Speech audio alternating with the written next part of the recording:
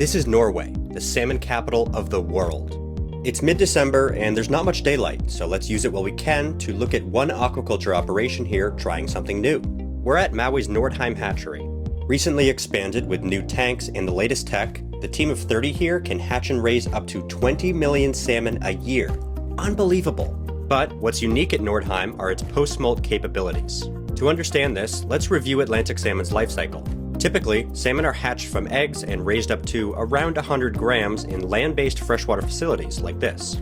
At this size, they begin a process called smoltification, where salmon adapt to seawater and undergo a host of physiological changes. Traditional farms move these smolts out to sea at this stage.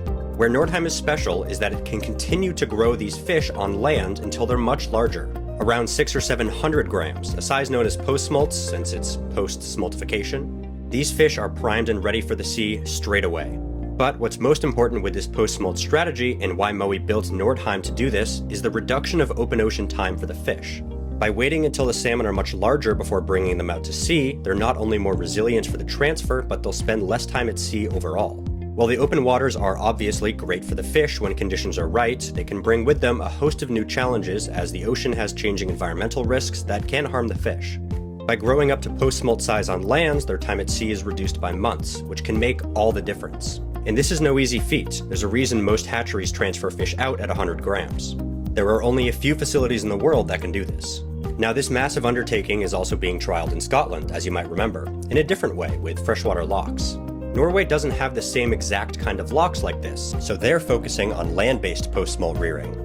Today, we're bringing 200,000 Nordheim Post-Smolts out to some sea pens off of Freya's Fjordic coast. You can see how much larger these fish are than a typical smolt transfer, and the conditions they're arriving in. Straight to shoaling, a great sign behaviorally. Maui's hopeful this post-smolt initiative will take root, whether it be with upgraded hatcheries like Nordheim in Norway, freshwater locks like Etiv in Scotland, or even closed containment at sea. More on this in the future. Either way, the concepts have similar goals. More adaptable farming, less time in open waters, and an even more sustainable aquaculture system across the board.